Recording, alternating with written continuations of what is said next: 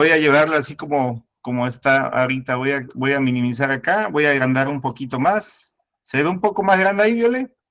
Sí, sí, sí, Este, voy a, Rodito. Se voy a, ven, voy a se ven quitar bien. esta cinta y ahí se ve más grande, creo, ¿no? Ok, vamos a comenzar. Entonces, la semana pasada eh, tuvimos el tema de ácaros. Les decía que mucho de los resultados que presentamos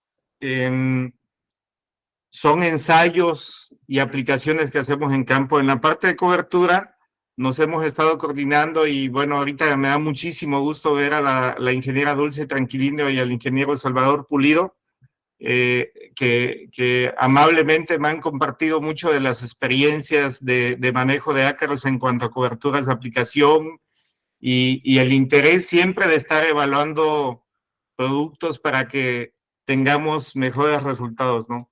El día de hoy vamos a hablar de virus Meleira de la papaya. Creo que con Meleira hay un tabú de años, de, de, de un temor que se sepa, de un temor que todo mundo piensa que algo puede pasar legalmente. No, la respuesta es no. Realmente, yo creo que el único temor que hay que ver, que tener todos nosotros es de que es una enfermedad, yo creo que la más destructiva cuando se presenta y no se sabe manejar. Finalmente es un virus y debemos tomar las medidas precautorias de un virus, pues, o sea, como nada más que la diferencia con el de la mancha anular es que este virus es muy destructivo, ¿no? Entonces, le voy a explicar rapidito qué es el CICI-GEMBIO y vámonos directo a Meleira, ¿no? En mi caso, junto con el equipo de trabajo, trabajamos en un centro de investigación del CONACYT, se llama Centro de Investigación Científica Yucatán, estamos en Mérida. eh, Principalmente se trabajan las áreas de biotecnología, materiales, como vamos a ver aquí en el organigrama. Hay diferentes unidades, como también energías renovables, hay otra de recursos naturales, etcétera, ¿no? Y nosotros, aquí en este organigrama donde está el CICI, hay una dirección de gestión tecnológica donde hay unidades de apoyo y servicios. Dentro de las unidades de servicios se encuentran dos laboratorios, uno que se llama GEMBIO, que es Grupo de Estudios Moleculares Aplicados a la Biología, y otro laboratorio de metrología, donde calibran todo tipo de equipos, ¿no? Nosotros vendemos servicios, y en el caso de GEMBIO, además de hacer investigación, como ahorita vamos a ver, hacemos también servicios, ¿no? O sea, damos consultorías, damos capacitaciones. Creo que la preocupación del sector agrícola que ha tenido Semillas del Caribe de finalmente eh, tratar de ir informando, de ir capacitando al gremio papayero sin discriminación si son clientes o no. Creo que de repente va a haber gente que finalmente lo que le interesa es aprender y tener conocimientos nuevos, frescos de todo esto. Y afortunadamente la empresa, pues la preocupación es que el gremio de cultivo de papaya pues se siga fortaleciendo, ¿no? Finalmente, de una u otra manera, todos nos beneficiamos, incluyendo las áreas de investigación. Entonces, nosotros somos un grupo de 6 personas, 5 personas, más otra gente que contratamos eventuales, donde el doctor Anuar Magaña aparece en varios de los artículos, porque pues él estuvo trabajando un poco la parte de la identificación, toda la parte de biología molecular, junto con la doctora Daisy Pérez Brito, que es nuestra jefa, y el químico Alberto Cortés Velázquez, junto con un doctor que se llama Raúl Tapia, que ya está en otra unidad, pues se comenzó a trabajar toda la parte de identificación. Ya la parte un poquito más de epidemiología y la parte de manejo, entendiendo ya el virus, pues nos toca trabajarla a Ángel Nexticapan, que es uno de los dos ingenieros que es extensionista o maestros, y bueno, un servidor que trabaja la parte también de manejo. Le comentaba yo, le comentaba en el grupo que yo trabajo mucho la parte de hortalizas y frutales, y en los últimos prácticamente 6, 7 años, pues hemos estado trabajando el cultivo de papaya, ¿no? Entonces, nosotros damos servicio de diagnóstico y creo que después del COVID y de la mala fortuna de que mucha gente perdió la vida, y muchas veces por no hacerse un diagnóstico a tiempo, porque pues es gripa, es temperatura, debo de ponerme bien, perdimos mucha gente, ¿no? Entonces creo que el COVID sensibilizó, espero, a mucha gente con respecto a los diagnósticos. Desgraciadamente, si nos guiamos por sintomatología, hay muchos errores, incluyendo a investigadores, y ahí yo me incluyo. Muchas veces dudo cuando llega una huerta y me dicen, y ahorita nos acaba de pasar a Viola y a mí, tomamos unas muestras en un lugar y tenía todo el cuadro de Meleira y resultaron negativas. Y casualmente los análisis de Meleira se hacen por PCR de tiempo real, que es la prueba más sensible para identificarla, ¿no? Entonces, la base del éxito de un cultivo tan costoso para llegar a cosecha debería ser siempre saber qué está pasando en mi cultivo, sin especular. Un diagnóstico, a lo mejor hay laboratorios que cobran 1,200, 1,300, 1,500 pesos, pero vale la pena, como vamos a ver. Entonces, nosotros damos servicios de diagnóstico, damos asesorías, damos capacitaciones, hacemos ensayos de efectividad biológica, hacemos investigación aplicada con empresas, también damos entrenamientos en laboratorio, en áreas de biología molecular, fitopatología y manejo integrado. Ayudamos a hacer planes de manejo de cultivos a empresas y obviamente se usa mucho la parte de efectividad biológica para que tengamos un rating de efectividad de productos, que realmente tengamos la evidencia que con los patógenos o las plagas que nosotros tenemos, pues van a ser efectivos, ¿no? Y detectar detalles por lo que a veces aún productos efectivos, sea del tipo que sea químico, biorracional, biológico, ¿por qué está fallando, no? Entonces, aparte, vendemos también cepas de hongos fitopatógenos. Tenemos un banco de hongos de todas partes del país, no de todos los hongos, pero sí de varios importantes, y también detectamos, o sea, tenemos técnicas en el área de biología molecular para hacer identificación de OGMs o organismos genéticamente modificados. Entonces, entrando ya en el tema, ¿qué es virus Meleira de la papaya?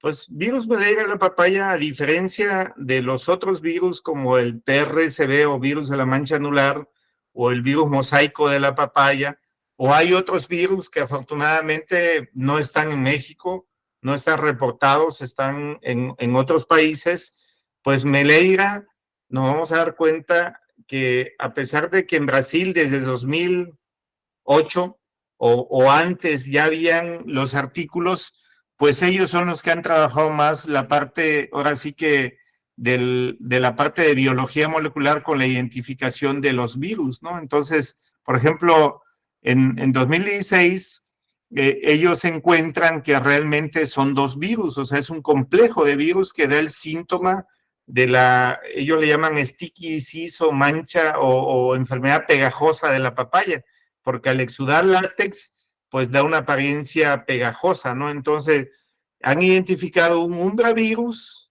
y un totivirus, que son los que ocasionan, en este caso, el síntoma del virus lloroso de la papaya o el exudado de látex, ¿no? Y una característica diferente a otros virus que normalmente se encuentran en el floema, alojados, este virus se encuentra en los vasos laticíferos, o sea, en los vasos de donde se produce látex en la planta, ¿no? Tanto en la hoja como en el tallo y principalmente en el fruto. Aquí tenemos en esta imagen que encontré en un libro de fisiología vegetal, este es el xilema, y aquí vemos los vasos laticíferos. Entonces, este virus se encuentra alojado ahí, a diferencia de los otros, ¿no? Entonces, creo que en México, el grupo de investigación que ha publicado más artículos sobre virus Meleira de la papaya es el grupo de nosotros de Genbio, del CICI, ¿no? Hay otros artículos que han salido dentro del mismo CICI y probablemente hayan otros publicados, pero la mayor investigación nos ha tocado hacer la C de tubo, La última publicación la hicimos en 2022. De hecho, es un trabajo que se hizo en una tesis de doctorado que comenzó en 2018, donde en esa tesis se encontró el hospedero alterno que es sandía. También encontramos que se transmite por insectos, en este caso la chicharrita en Poasca papaya. Y el último artículo que acaba de salir publicado hace unos años, 2 años, es de que se colectaron arbences, se hizo la identificación, se inocularon también y encontraron algunas arbences que pueden ser hospederas de virus Medeira de la papaya. Todo comenzó en 2008, como vamos a ver ahorita, que en 2008, estamos hablando que en Brasil desde los 80 se reporta el virus Medeira de la papaya. Es responsable del 30 al 100% de pérdidas de cosecha. En México, en 2008, cuando se hizo un trabajo en conjunto con Zagarpa, en este caso con el CONACOFI, con Senacica, se muestrearon a través de los comités estatales de cada estado, nos estuvieron mandando muestras, fue un proyecto financiado para ver y detectar en qué estado se encontraban, ¿no? Entonces, en este trabajo se publica el primer reporte de virus Medeira de la papaya en México. Aquí está la doctora Daisy, Raúl, Alberto, Ángel y un servidor, Andrés Quijano, que fue el que encontró el primer artículo porque no sabíamos a qué era, todo el mundo se lo atribuía por la deformación que había en la fruta, a una deficiencia de boro. Pero cuando se empieza a hacer el muestreo y se encuentra en estos estados, y probablemente fueron porque son los estados que mandaron muestras, ¿no? Incluyendo Jalisco, toda la península, Tabasco, Chiapas, Oaxaca, Veracruz. Yo revisaba mi base de fotos y encontré fotos desde 2006. Desde 2005 había tomado las primeras fotos con ese daño de virus Medeira de la papaya. Entonces es probable que estaba desde antes. Entonces se hace el primer reporte en México, pero como se hizo a través de Senacica, a lo mejor se quedó con la idea uno de que iba a haber una ley que sí iba a haber, pero finalmente no se hizo, ¿no? Regulatoria. Y además, pues ya estaba en todo el país, ¿no? Desde ese entonces. Entonces, el siguiente punto, que voy a tratar de ser muy sencillo para que lo entendamos todo y que cuando termine la charla tengamos una idea de qué es lo que debemos hacer si queremos, porque pues no hay la obligación de hacerlo, pero deberíamos para minimizar riesgos de infección en nuestros cultivos, ¿no? Siempre nos explican que para que una enfermedad se presente tienen que haber 3 condiciones o 4, pero son 3 las básicas. Primero, un hospedero que sea susceptible. Y desafortunadamente, cuando nosotros hicimos la investigación, como ahorita van a ver, prácticamente donde había una severidad o una incidencia del 100%, como van a ver en los artículos ahorita que les voy a presentar, o en los trabajos que hacemos, pues era una coincidencia, que toda esa papaya era tipo Maradol, que en ese entonces se sembraba. Yo creo que lo de los híbridos, estoy hablando del 2006, 2008, 2007, cuando nosotros empezamos a muestrear, al menos en la península, el 90 y tantos % era de Maradol, tipo Maradol, y la gente sacaba su semilla. De ahí sale la duda cuando empezamos a muestrear. ¿Por qué cuando llegamos a una plantación todo ya está diseminado, ¿no?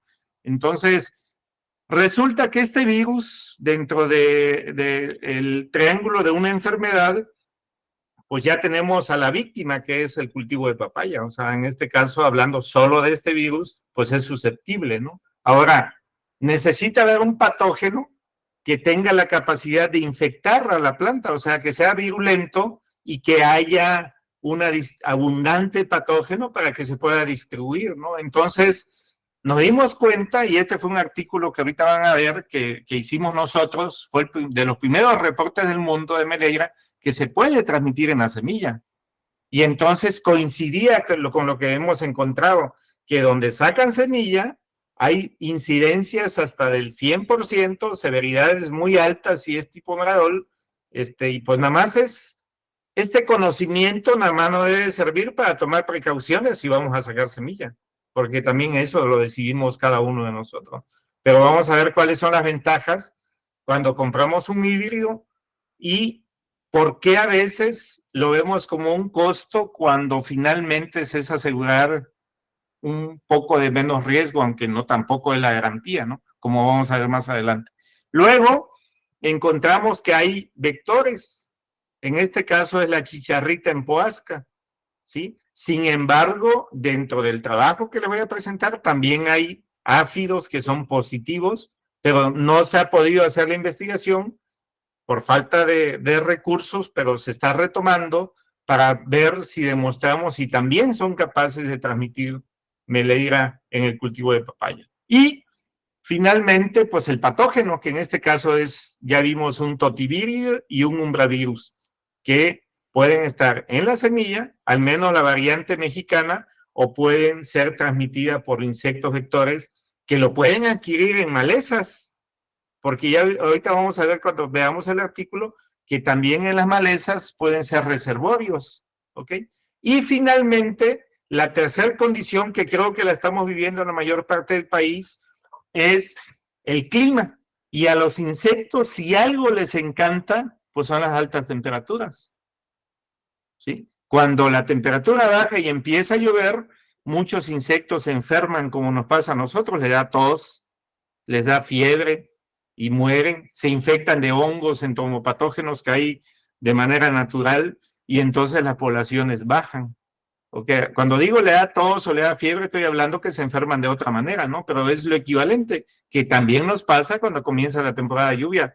Empiezan los problemas de diarrea, en el caso de nosotros, porque empiezan las bacterias a elevar los niveles de donde se encuentran y a veces comemos cosas que pues tienen bacterias y nos da infecciones estomacales. Lo mismo pasa con los insectos. Por eso cuando viene ya la temporada de lluvias, el problema son enfermedades, hongos, el problema son de bacterias, y entonces los ácaros sí hay, pero las poblaciones se regulan un poco por esta cuestión ambiental. Pero ahorita, en estos meses que estamos, es una bomba de tiempo en las poblaciones tanto de chicharritas, mosquitas blancas, a veces llegan áfidos y principalmente ácaros, ¿no? Y finalmente, la otra condición que no está en el triángulo, pero se incluye, pues somos nosotros, las actividades que hacemos, que casi siempre lo hacemos de forma a lo mejor no consciente, o sí, consciente, y dejamos abandonadas las huertas, no las eliminamos. Y estas huertas abandonadas se vuelven los principales reservorios, tanto de los patógenos como de los vectores o los insectos, que luego no van a llegar a nuestros cultivos más adelante. Entonces, tenemos que ser conscientes de que muchas veces nosotros mismos generamos el problema. Por eso decía que la idea de estas charlas, más que nos asustemos, es saber que si tomamos acciones correctas en tiempo y forma, estamos cuidando nuestro propio negocio, que en este caso es el cultivo de la papaya.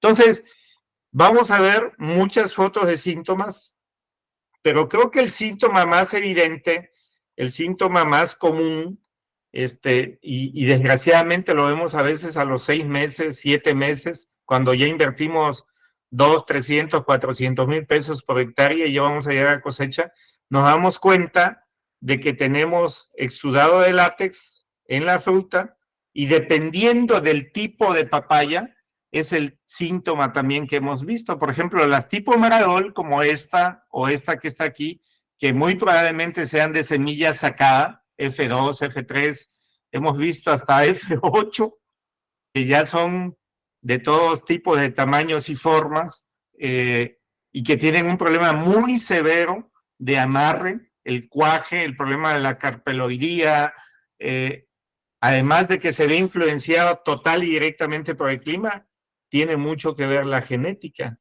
Y conforme se va degradando la genética al estar sacando semilla, pues obviamente va perdiendo vigor genético esa planta o esa variedad, y por lo tanto genéticamente también son más susceptibles muchas veces.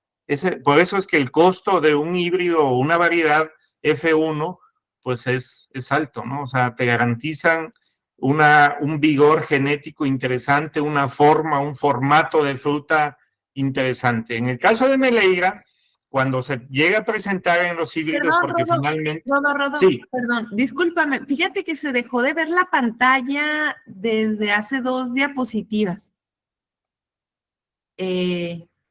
Haz de cuenta como se dejó de compartir.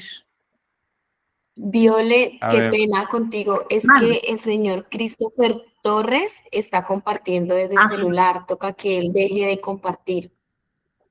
Sí, ¿verdad? Es que cuando se conectó ya no se vio la... Ajá. A ver, Listo, Rodito, ya. ¿quieres volver a... Ya puedes volver ¿Quieres a, volver a a, compartir? a poner. Sí, gracias, Ale. ¿Quieres, Rodito? Ándale, ahí está, Rodito. ¿En cuál se dejó de ver? En la anterior, desde que hablaste del tema de los resaques. A ver, no, adelante, perdón. Adelante, Después de esta. dale una para adelante. Ahí hablaste del triángulo de la enfermedad, síntomas. A ver, otra, poquito más. Esa fue la que ya no se vio, la de atrás. Esta. Ok. Ok. Eso de frutos, sí. Vámonos en síntomas entonces. Nada más ahí atentos, cuando alguien se conecta, nada más me avisa y no pasa nada. Dejo de compartir y vuelvo a compartir. ¿Sale? Bien. Vale. Entonces, los síntomas son muy importantes porque finalmente, pues nos dan una idea, al menos visual, como cuando veíamos a alguien de COVID que tosía y tiene gripa y tiene temperatura y no huele, tiene COVID, ¿no? Pero finalmente, para estar seguros, pues se manda a hacer un análisis de PCR, ¿no? Lo mismo es aquí, pero a veces no tenemos acceso a mandar una muestra, entonces por eso la sintomatología es importante. Les decía que en las papayas tipo Maradol, que además es lo que más se siembra en México, porque consumimos mucha papaya para el mercado local, y ahorita vamos a ver, ya les hablaba del vigor genético, el formato, sí se presentan problemas a veces de trastornos fisiológicos, pero es menor que cuando son F2, F3, F4, F5, y las F significa sacada de una que ya está sacada, ¿no? Entonces se van perdiendo todas estas características importantes que finalmente es dinero. Nosotros vendemos frutas de papaya y mientras mejor esté el formato y menos sea afectado por un patógeno, pues vamos a tener más posibilidades de hacer negocio. Entonces, vean los exudados de látex, son en varias partes del fruto y una característica que pasa es que se oxida y empieza a quedar negro unas horas después o unos días después. Y este es un híbrido que vean cómo se observa diferente los grumos, no se hacen, ahora sí que masacotes de grumo o bolas de grumos de látex. Hay látex, pero el látex es un poquito más pequeño y muchas veces de estos se siguen comercializando porque finalmente, muy probablemente no se ha hecho, pero sí, seguramente hay diferencias de severidad. A lo mejor no de incidencia. Incidencia es cuántas plantas se enferman y severidad de esa planta o de ese fruto, qué tanto se enferma, qué tanto se daña.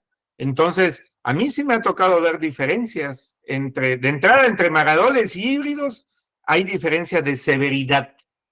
O sea, las maradoles se ven mucho más afectadas cuando se enferman, porque muchas veces vamos a ver que la meleira no siempre se presenta en todos lados. Aquí vamos a ver otra imagen. Esta sí se ve, ¿todo bien, Viole? Todo perfecto, Rodo, gracias. Perfecto, seguimos. Vean aquí, aquí por ejemplo vemos que hay látex, le decía que se hacen grumos muy grandes de látex y empiezan a oxidarse y quedar negros. Se presentan en frutos pequeños, grandes, y si esta fruta yo la corto, vean cómo se ven las lesiones aquí donde donde están las flechas. Si nosotros agarramos esta pulpa donde hay un grumo de látex, ese es el virus, de ahí lo identificamos molecularmente. Obviamente, mientras más daño tenga la fruta, menor calidad en dulzura y probablemente va a quedar más dura o más insípida. Entonces, por eso la importancia de saber todo esto para que pues al final de cuentas veamos qué hacer si solo son algunas plantas, ¿no? Estas son otras fotos que me compartió un ingeniero de Veracruz la semana pasada. Me dijo que son de Veracruz. Esta, cuando la ve alguien que conoce de genética, me decía, Violeta, date cuenta cómo se pierde la forma, ¿no? O sea, lo que quiere decir que a lo mejor esta es una F3, F4. O sea, ya genéticamente va perdiendo su estabilidad y se va deformando la fruta. Aquí hay síntomas de Meleira. Y vean cómo se empieza a formar los grumos, y prácticamente cuando esto se esté cosechando, probablemente ya esté un poco más dañada, más severamente dañada cada fruta. Estas son de un peciolo morado. Estas sí le hicimos análisis, de hecho yo tomé estas fotos. Fuimos a una huerta aquí en la península, en uno de los estados, porque tenían duda. Entonces vimos que hay plantas que apenas está iniciando la severidad, y vimos que hay frutas o plantas donde ya está más severo el daño. Una pregunta que me hacen, oiga, ¿y si arranco la enferma, todo sigue bien? Y yo les digo, no, porque esto, y así lo veamos, siempre tenemos que buscar ejemplos claros. Esta planta tiene SIDA, y si nos cortan un dedo, una oreja, un pie o un brazo, seguimos teniendo SIDA.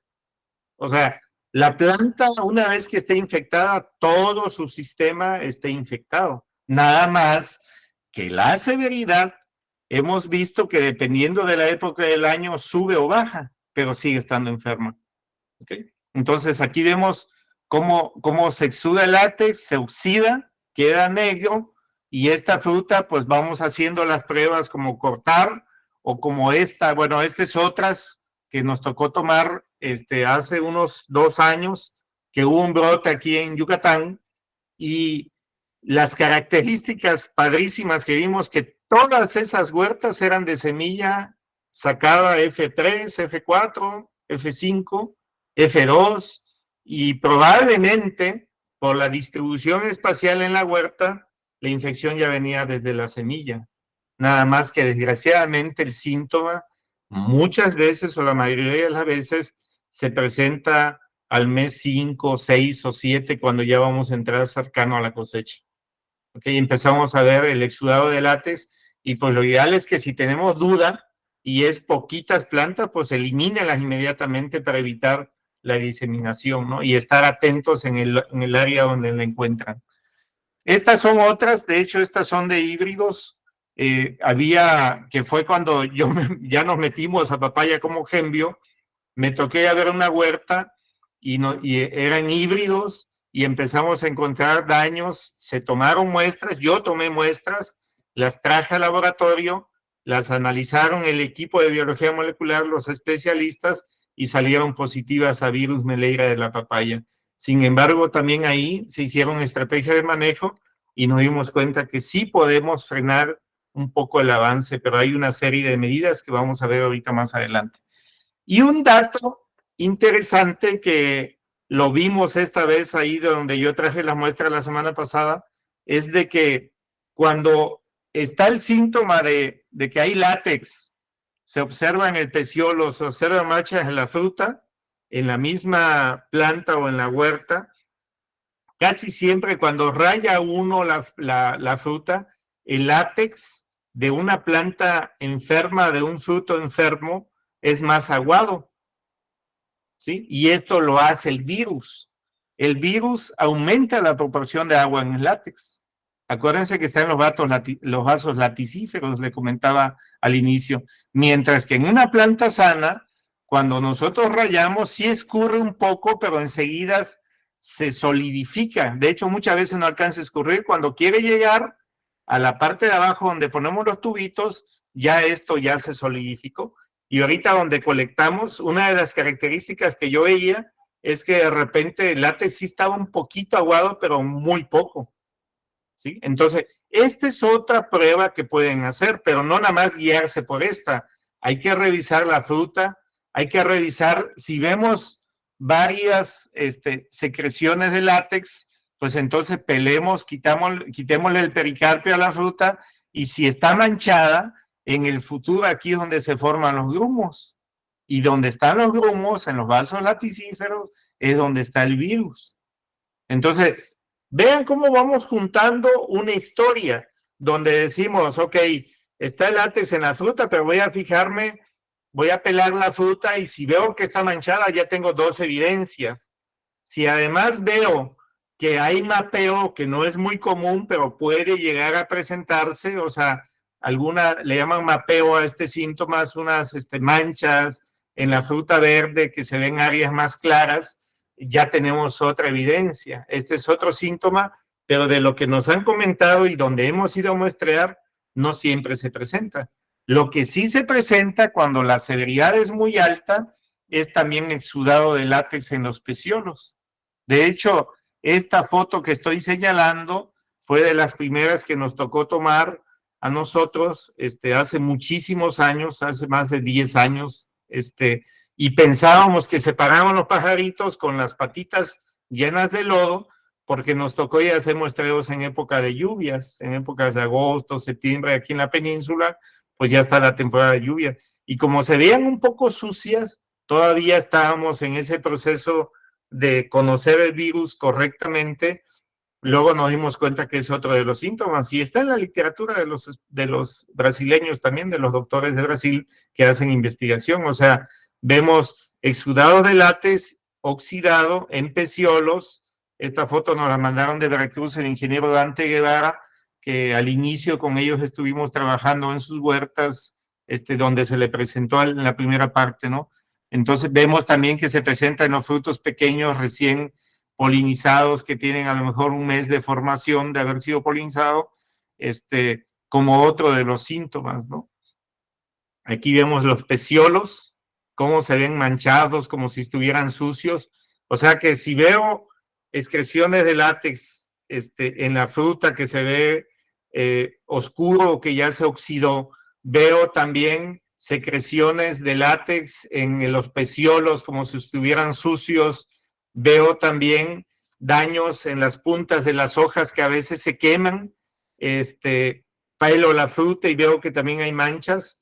Ahora sí que como dicen, ¿no? Si tiene pico, si hace cuá, si esto y el otro, pues es un pato. Pues aquí la probabilidad de que sea Meleira, juntando todo este cuadro de síntomas, pues es alta. Pero la única forma de estar seguro que sea, pues es mandando a hacer un análisis molecular, ¿no? Y de hecho, ahorita a través de este convenio, y yo le agradezco mucho a Violeta, yo creo que debería haber en todas las áreas de cultivos, pues es un soporte que cuesta. Un diagnóstico cuesta 1,500, y clientes en este caso de Semillas del Caribe, o de especialistas en papayas, pues nos mandan muestras y hacemos identificaciones dentro de este convenio, ¿no? Con tal de apoyar en este caso a los productores. Ahora, ya vimos síntomas en frutos, en peciolos, en flores, bueno, en frutos recién formados, cómo se ven las manchas, ya sea con un mapeo o la mancha en la pulpa de la fruta, cómo llega o cómo se distribuye esta enfermedad en el cultivo. Entonces, para poder hacer esto, Anuar, que en su momento hizo la maestría y luego el doctorado con nosotros, junto con el equipo, fuimos a muestrear y pusimos parcelas experimentales en Quintana Roo. Estamos hablando que este trabajo se publica en 2010, pero el trabajo se hace desde 2008, 2009. 2 años estuvimos en Quintana Roo trabajando porque la Fundación Produce Quintana Roo nos dio presupuesto para ver qué es lo que estaba pasando, ¿no? Entonces aquí tenemos la primera, luego hicimos otra, la tercera se vio afectada por un huracán en ese entonces, pero vamos a ver qué es lo que pasa. Y vean esto, los cuadritos azules, cuando comenzamos el muestreo, son plantas sanas. Eran hasta 500 plantas que muestreábamos por huerta, y a cada una se le hacía su análisis molecular, que cuesta 1,500 pesos. O sea que hasta 600,000 pesos hacíamos de análisis para poder saber qué está pasando. Así al costo al público, vamos a decir. Entonces, vean que cuando llegamos a ver el primer ensayo, bueno, este es el segundo, Es que pasa muy lento porque está pesada la diapo. Ahí está, la primera parcela. Vean en la primera parcela. Vean lo interesante de entender esto de la distribución espacial. Si se dan cuenta en esta primera parcela en el mes de abril de este primer ensayo, el primer muestreo que hicimos, hay más o menos la mitad de cuadritos azules y inclusive hay más plantas sanas, que son las azules o negativas, que las positivas. ¿Ok? ¿Esto qué quiere decir? Cuando vimos esto dijimos, ay caray, esto puede ser una distribución por semilla. O puede ser que se presentaron las primeras plantas y no se tomó ninguna acción porque no se sabía y empezó la transmisión mecánica, porque esa es una de las formas como ahorita vamos a ver que se transmite. Entonces, conforme pasaron los meses, de abril a mayo, si se dan cuenta, estos que tenemos encerrados que eran azules, ahora ya son rojos, ya queda una que otra planta, vean aquí, habían más azules que rojos, o sea, más sanos que enfermos, pero en un mes volvíamos a muestrar la misma planta y ya eran prácticamente todos rojos. Pero cuando quiso llegar a junio, abril, o sea, mayo, junio, 60 días después, prácticamente todas ya eran positivas. Ya eran cuadritos rojos. Julio, agosto, prácticamente ya todo era de color rojo. Miren, nomás aquí había una sana, la 107, porque tuvimos que marcar árbol por árbol para poder darle seguimiento. Entonces, ¿qué es lo que pasa? Esto hace la transmisión mecánica. La cosecha, cuando embarramos de látex, en este caso, las herramientas, pues hay problemas de transmisión, ¿no? O sea, la vamos pasando de un lado a otro. El no eliminar plantas enfermas. Si cuando nos damos cuenta ya está así, pues está canijo. Debemos darnos cuenta cuando solo hay 1, 2, 3, 5 plantas para tomar inmediatamente acciones y la primera es tumbar esa planta sin la menor contemplación. Segundo ensayo, ahí está. Hicimos ese y pedimos chance con otro productor de esa SPR y vean cómo él en septiembre en su huerta prácticamente todas eran positivas o más del 70% ya eran rojas o positivas. Y cuando quiso llegar diciembre, octubre, 3 meses después, prácticamente el 100% ya era positivo. ¿Qué significa esto?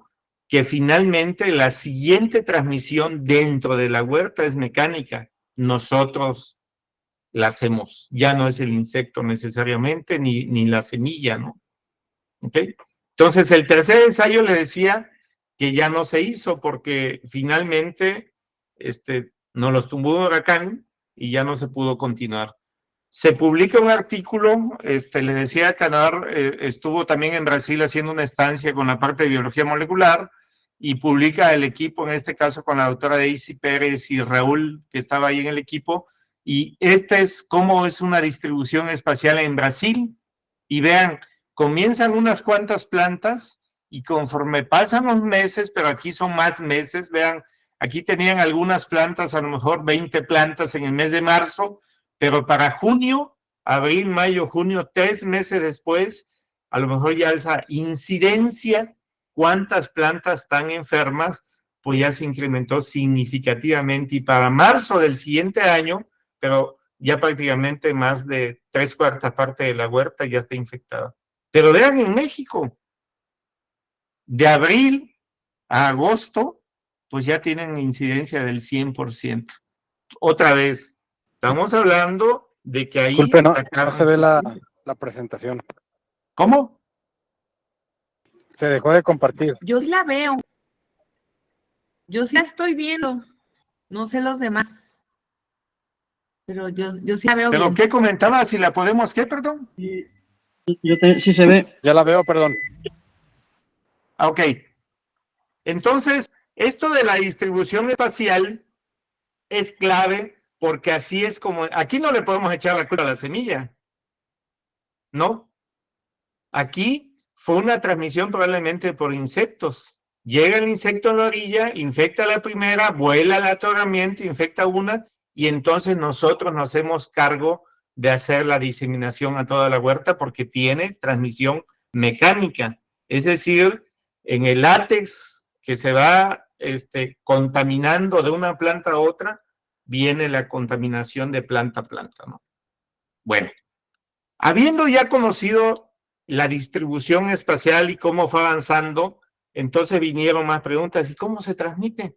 Los estudios que habían en Brasil, ellos comentaban que la transmisión era mecánica, pero no habían publicado ningún artículo que la transmisión también podía ser por semilla, para lo cual en el laboratorio, y creo que para esto sí fue padrísimo que la gente sacara su semilla, porque nos dio la pauta a nosotros de que probablemente venía la semilla, porque cuando llegábamos a una huerta decíamos, ah, caray, o sea, está bien avanzada, está muy distribuida en una huerta de 10 hectáreas, de 5 hectáreas, de 2 hectáreas.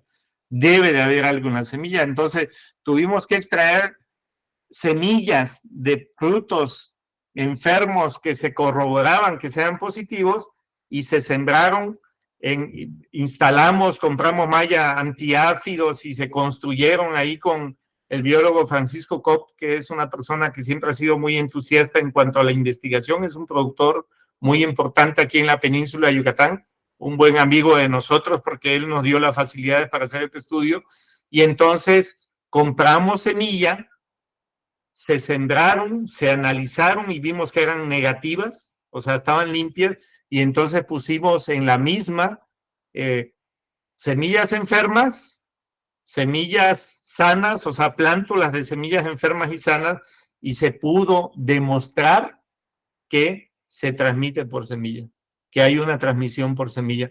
Y entonces lo que sigue es publicarlo, y entonces se hizo, aquí está, transmisión de virus malaria de la papaya por semilla, y fue en Maradol otra vez. Aquí otra vez todo el grupo de trabajo que estuvimos involucrados, pues somos los autores de este artículo, ¿no? Y entonces nos dimos cuenta que donde están estos grumos o estas partes duras es donde tenemos más problemas del virus. O sea, ahí está concentrado el virus, ¿no? Y estos grumos muchas veces están aquí dentro de la semilla. De hecho, seccionaron en testa, embrión, y se dieron cuenta que pues en el embrión y también en la testa se puede encontrar el virus, ¿no? Entonces fue el primer reporte que se estaba haciendo a nivel mundial, ¿no? De que se puede transmitir por semilla.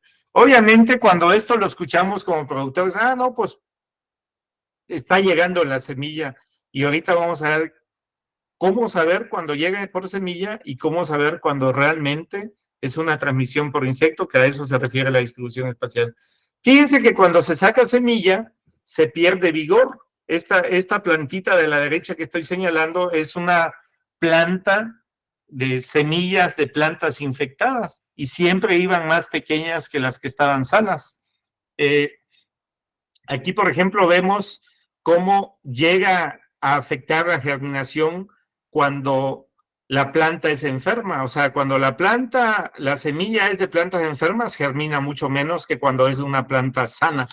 Obviamente, cuando nosotros colectamos frutos para extraer las semillas y hacer la investigación, pues tenemos que corroborar con PCR que esa planta es sana o enferma, ¿no? Y aparte, cuando se han sembrado semillas de plantas infectadas, en algunas ocasiones la germinación es malísima, germina muy poco.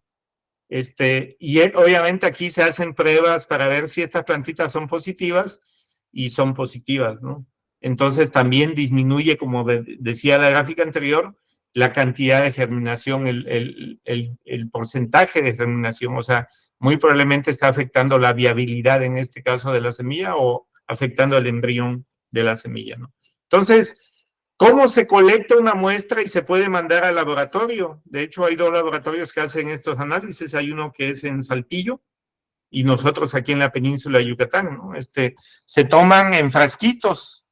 Estos frasquitos son más de laboratorio, o sea, se raya la muestra. Nosotros llevamos a veces palillos porque quebramos el palillo y lo metemos aquí dentro del frasquito. Entonces rayamos y mandamos hasta 2 milímetros de látex, que normalmente cuando la planta está enferma, pues no cuesta trabajo porque es aguado, pero cuando la planta es sana como aquí, como se solidifica, pues hay que irlo juntando con mucho cuidado. Aquí se escurre y es mucho más fácil porque es muy aguado. Se manda al laboratorio y en 3, 4 días hábiles ya están los resultados.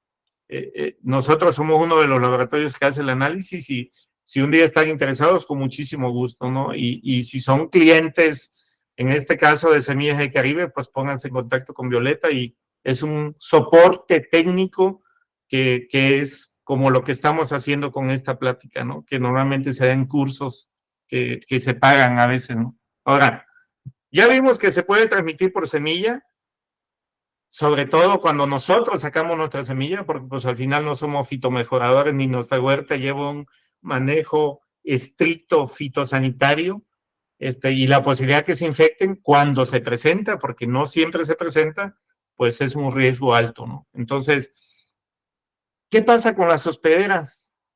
Las hospederas son las arbences o malezas, o inclusive como está en este artículo, se muestreó sandía porque cerca de la huerta donde se estuvo haciendo y colectando las chicharritas en una huerta muy infectada de Meleira, se estuvieron colectando todo tipo de insectos, encontramos que había mucha sandía y la doctora Daisy, Raúl, Anuar, Isabel García Cámara, que fue la que hizo la estudiante de doctorado que estuvo trabajando esta parte, colectaron y oh, sorpresa, salió positiva a Meleira, la sandía. Entonces, para que te puedan publicar la evidencia, pues tienes que hacer, ahora sí que pruebas de patogenicidad. Entonces, lo que hicieron es, germinaron plántulas, se inocularon y positivas. Estas quemaduras de las puntas de las hojas tiernas de papaya también es un síntoma que se puede presentar en Meleira, ¿sí? Cuando las plantas están infectadas, pueden a veces tener lesiones necróticas en la parte apical de la hoja tierna, ¿sí? Y ese síntoma también lo vimos en las plantas de sandía donde se hizo la infección, con el látex, ¿okay? Quemaduras, inclusive hubo muerte en este caso de la parte apical de la plantita, y obviamente estas se vuelven a analizar y pues salieron positivas a Meleira. Entonces se publicó en 2017 la evidencia de que la papaya puede ser, al menos la variante mexicana, que es la que tenemos aquí, puede ser un transmisor, en este caso o un hospedero alterno a virus Meleira en la papaya.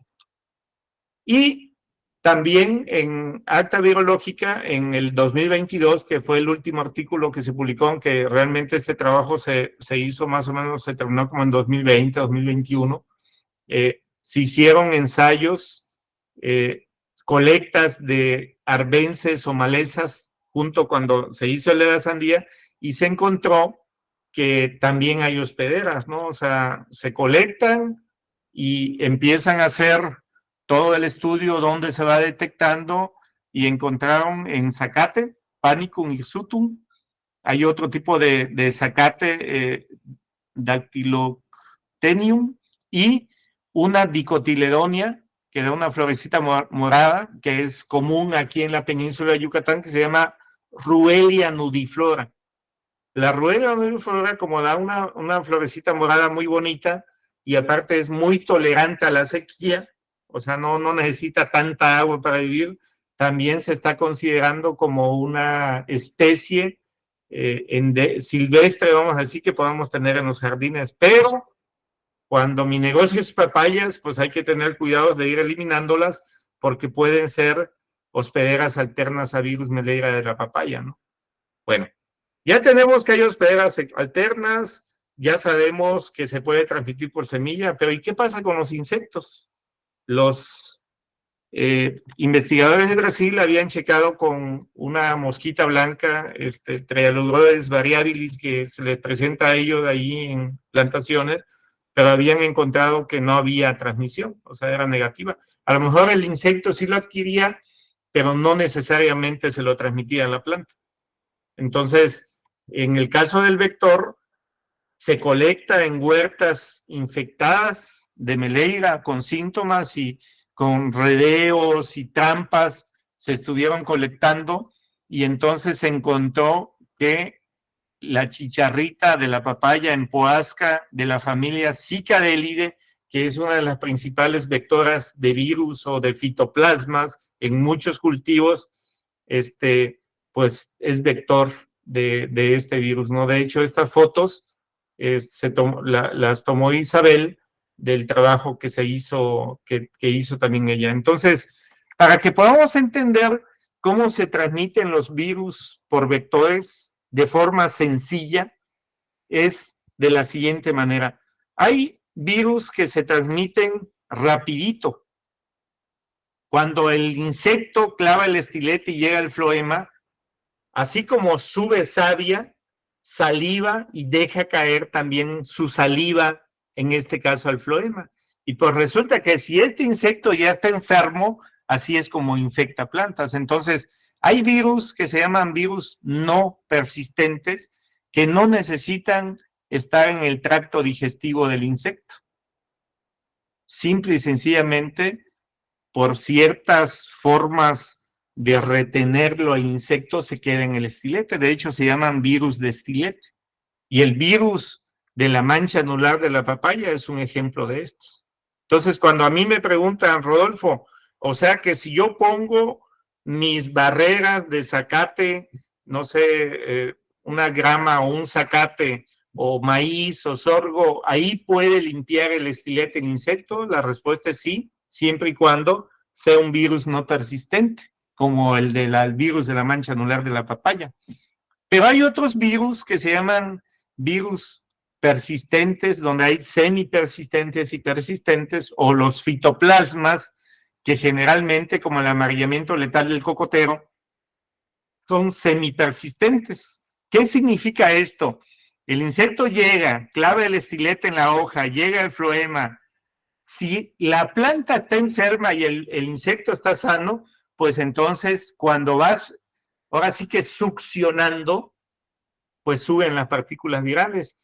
Pero este es otro tipo de virus que no se queda en el estilete, sino entra al tracto digestivo o a las glándulas salivales del insecto y ahí se aloja. Y algunas de estas partículas son capaces de entrar al intestino inferior del insecto. Y entonces el virus tiene la capacidad de replicarse, como ahorita vamos a ver en la gráfica. Entonces, si este insecto no lo matamos y tarda a lo mejor 1 o 2 días ya con el virus en la panza, vamos a decir, pues ya se vuelve infectivo, ya se vuelve vector. Entonces, por eso en los ciclos de virus y fitoplasma, pues si yo no eliminé una planta sospechosa y llegó un insecto que no estaba enfermo, no era vector, pero aquí lo adquirió de una planta enferma, como que se posó en esta enferma, que además cambian a color amarillo para atraer a los insectos, es una forma de manipular a la planta el virus, le cambia los olores, le cambia el color, el amarillo le atrae mucho al insecto, por lo tanto va a volar hacia la planta enferma, pues aquí lo va a adquirir.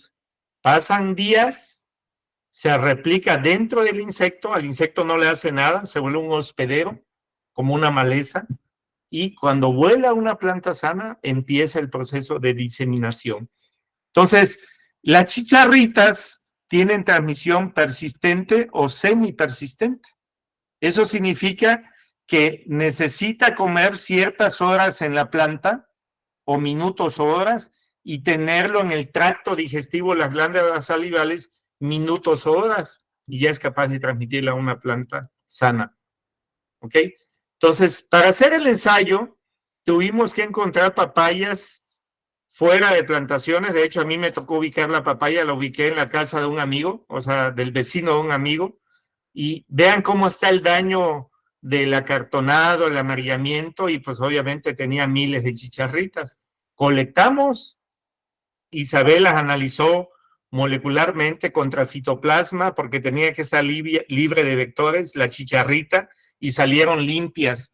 Entonces, como salieron limpias, empezó ahora sí que la investigación, pero fíjense en esta imagen, la tomé de un artículo de 2020, donde muestran cómo con el paso de los días, una vez que el el insecto adquiere al fitoplasma o al virus, en este caso es un fitoplasma en Macrosteles, que es una chicharrita de la vid, ¿ok?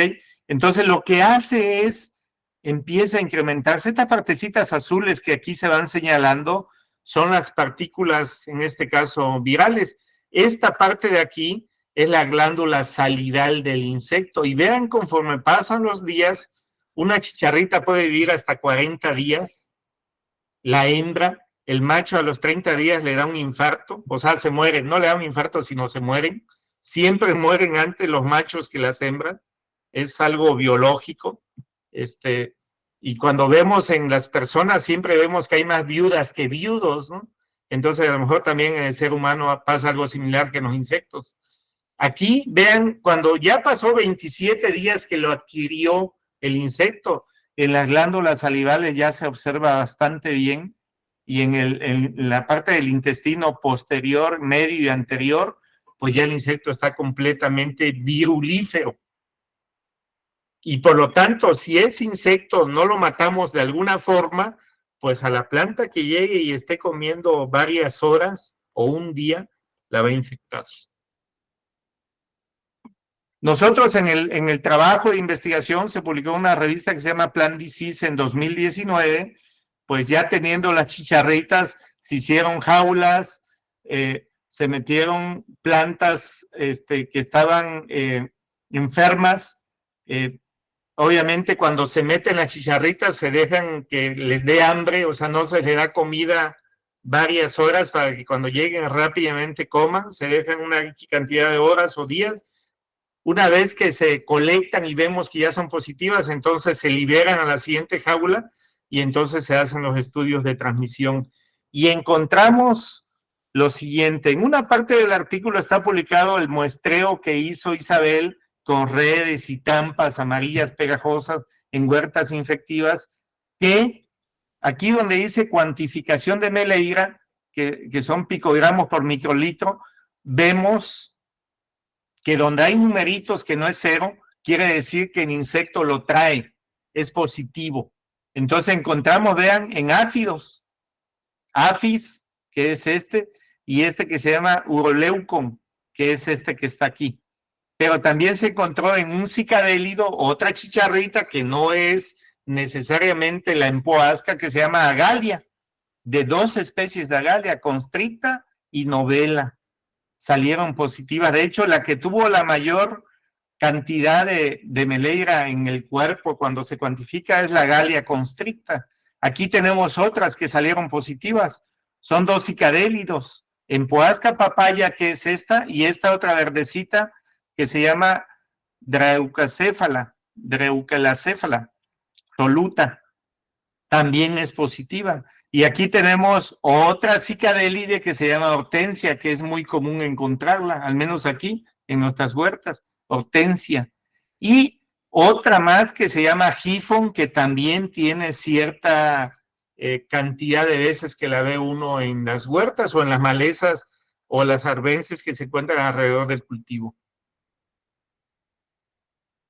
Isabel, pues tuvo que checar cómo es el proceso de transmisión y al cuánto tiempo que se expone o que dejamos alimentando una chicharrita, ya tiene el virus en el tracto digestivo, y encontró prácticamente, cuando cuantifica, que de horas después de que se pone a comer al insecto en una planta enferma, que prácticamente desde las 6 horas ya el insecto ya tiene el virus en el cuerpo. Por lo tanto, lo más probable es que sea una transmisión semipersistente. Aquí está. Semipersistente significa que en minutos puede adquirir, son estos relojitos. El tiempo para adquirirlo cuando lo ponen a comer en una planta enferma son minutos. El tiempo que lo retiene, o sea que necesita estar en el tracto digestivo, las glándulas salivales del insecto para que sea capaz de transmitirlo, se necesitan más minutos, horas, minutos a horas. Y para que el insecto sea capaz de transmitirlo a una planta sana, otras horas, a lo mejor otro día. O sea que aquí, con esta gráfica que encontró Isabel prácticamente lo adquiere 6 horas después de que lo alimentaron en plantas infectivas. Y el pico máximo lo obtiene prácticamente 7 días después de que lo adquirió. A los 7 días ya prácticamente, si nos lo viéramos a lo mejor como nos lo imagináramos con esta imagen, pues probablemente ya está en el intestino, pero también en las glándulas salivales, y por lo tanto es una bomba de tiempo esa chicharrita viva, va a andar diseminando, ¿ok? Pero ve, dijo, bueno, ¿quién lo tiene? ¿Las ninfas, los estados inmaduros o el adulto? Y cuando cuantifican, vean, negativo, negativo, negativo, positivo. O sea, el que es capaz de transmitirlo, que es el que vuela, pues es el adulto y es donde se encuentra. Lo mismo pasa con los pulgones y el virus de la mancha anular de la papaya. Quien lo transmite es el alado, las ninfas no. Aquí también se demostró en este artículo, por eso nos lo publicaron en esta revista, que no está fácil, pero se hizo un trabajo muy completo. Ahora, ¿cuántos días después de que se infectó una planta empiezan a detectarse, en este caso, el virus? Vean, hasta los 21 días después de que se infectó, o sea, después de que se metieron chicharritas enfermas para que lo infecte, empezaron a detectar lo mínimo, y ya a los 28 horas sí, ya se cuantifica el virus tranquilamente, y cuando llega a los 60 días después de que se metió una chicharrita enferma a alimentarse de la planta sana, ya entonces se empieza a observar, en este caso, inclusive en la fruta látex, estas fueron plantas ya fructificadas, 60 días después, 35 a 60, después de que la chicharrita llegó y comió, empezaron ya a verse problemas, en este caso, de látex. O sea, 3 meses después, no, 4 meses después, dice, ya empezó a estar más translúcido, ¿no? ¿Cómo llegan? ¿Cómo llegan los insectos a las huertas? Y es algo que cuando lo entendemos, empezamos a ver diferente a nuestra huerta. Casi siempre hacemos aplicaciones totales, que además, si somos los dueños, pues nos duele porque cuesta. Si somos los asesores, pues lo recomendamos. Si somos los que ejecutamos, lo recomendamos. Pero realmente el que siente el golpe, pues es el dueño, ¿no? Porque es el que paga. Pero fíjense que hay investigaciones que te dicen, y nosotros lo hemos comprobado cuando leemos esa información, que normalmente los vectores y los ácaros se instalan hasta 5 o 6 días en las orillas, y casi siempre llegan de las orillas pegada al monte o cerca de caminos, sobre todo cuando son caminos donde se levanta mucho polvo. Por ejemplo, aquí, esta huerta es de limón. Esta foto, Hernán Ruiz nos hizo el favor de dárnoslas en una asesoría ahí en Michoacán hace muchos años, y aquí encontrábamos pulgones. Esta es una huerta de limón. Inclusive aquí habían diaforinas, porque volaban de limón hacia acá. Entonces, si yo ya aprendí hoy, o ya sé que tengo una semana, pues ¿qué tengo que hacer? Trampas para muestrar cómo están llegando. Y si de una semana para otra caen muchos en las trampas, hay una arribazón, hay una inmigración de insectos. Y por lo tanto, pues debo de dar cierto manejo aquí, ya sea biológico, biorracional o químico, que ahorita vamos a ver. Vean, esta fue bien padrísima porque pues esto ya lo sabía, pero tuvimos la fortuna de llegar a esta huerta cuando encontramos las primeras plantas infectadas. De hecho, como ya sabía esa información, pues yo fui, le dije, no, quiero ir del lado del monte, y fuimos de ese lado, y coincidentemente las 2 plantas de aquí de la orilla estaban enfermas de Meleira. ¿Qué quiere decir? Que con esta información epidemiológica de la distribución espacial, pues probablemente los insectos volaban, venían enfermos y comenzaron acá. Caminamos hacia adentro y no encontramos síntomas, los síntomas estaban en las orillas. Por eso las orillas deben de llevar un manejo diferente a toda la huerta. Ahorita vamos a checar manejo. La transmisión mecánica es con las herramientas y con lo que ustedes desinfectan. El mejor desinfectante es el cloro. El problema del cloro es que a veces lastima la mano o oxida también, en este caso, las herramientas, pero el cloro al 2% o al 5% desnaturaliza las partículas virales, ¿sí? Hay otros productos también que se venden dependiendo de la región que sirven para limpiar herramientas. Nosotros hemos visto que usan leche, bronca de vaca, pero el problema es que la leche con esta temperatura se corta en un instante, entonces tienen que tener neveras, pero hay que desinfectar las herramientas. Hay gente que usa alcohol que se evapora también muy rápido, pero desinfecta. Pero el cloro al 2% es uno de los mejores desinfectantes que puedan haber, ¿no? Entonces, cuando vamos aplicando con los diferentes tipos de maquinaria que tengamos y aspersoras, muchas veces topan planta por planta y van haciendo que se exude el arte, se van manchando y entonces sin querer vamos haciendo una transmisión mecánica, con maquinaria, con herramientas de poda, con la cosecha, etc. Ahora sí, esto es Meleira y cómo le debemos hacer para manejarlo. Y para manejarla, como deberíamos hacer, debemos de pensar en todo lo que realmente puede ejecutar y tenga el dinero para hacerlo, ¿no? Entonces, en Brasil, estamos hablando, hay una ley desde 2008, donde ahí sí tienen que eliminar las plantaciones cuando se encuentran. Nos decía uno de los productores pues, importantes de papaya y también un entusiasta de la investigación, el ingeniero Nazario, cuando fue a dar la primera charla en Colpapaya, él me decía, yo no sabía, me corregía que realmente este problema o esta ley solo aplica en la parte norte de Brasil, una de las regiones más importantes productoras de papaya, Espíritu Santo, y me dijo otro departamento o estado, vamos a decir, dentro de Brasil, y ahí sí aplican la ley a pie de la letra.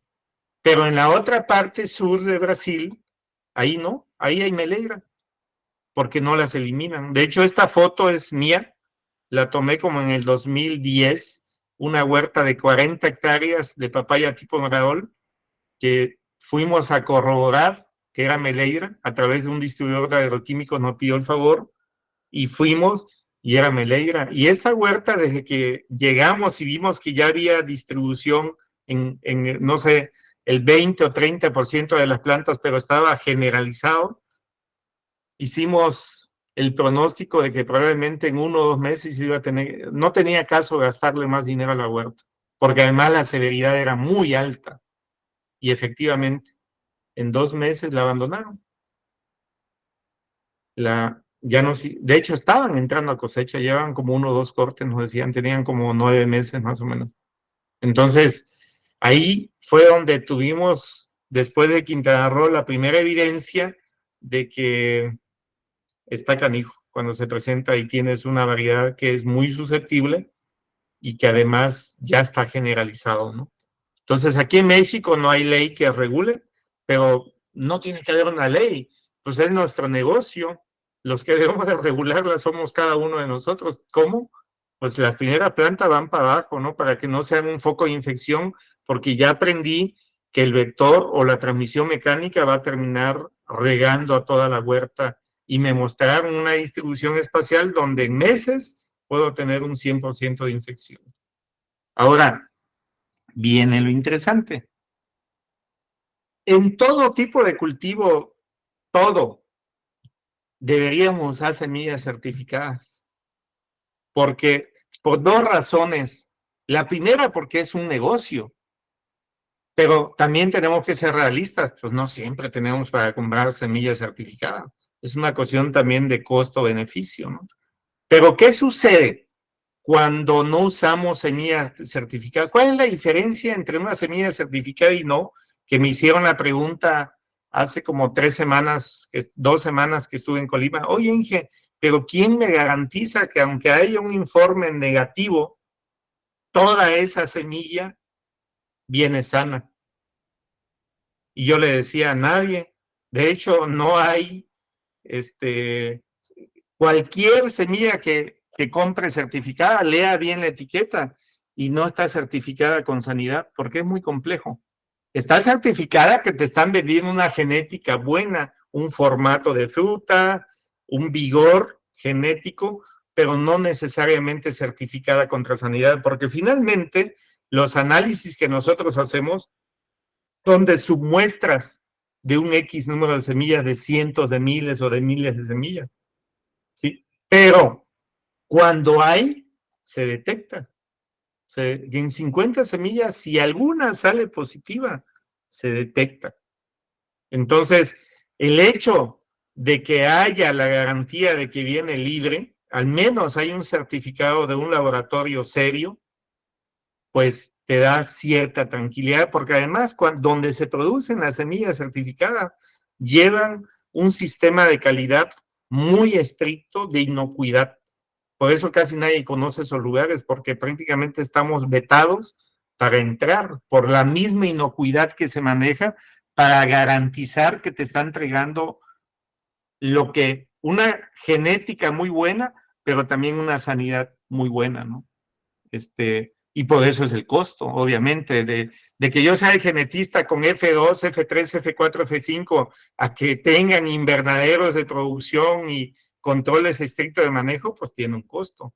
Pero como este es un negocio caro, porque llegan entre 200 a 500 mil pesos a cosecha, y dije 500 mil, porque ahorita que fuimos a Oaxaca, hay gente que gasta bastantito con huertas, ¿no? Y ahí, pues no debemos usar, o sea, ponerle nuestro negocio de 500 mil a cosecha a una F2, F3, pues haciendo números es mucho riesgo, ¿no? Entonces, pues hay que hacer números con la semilla y ver si vale la pena, si no toda, pues una parte.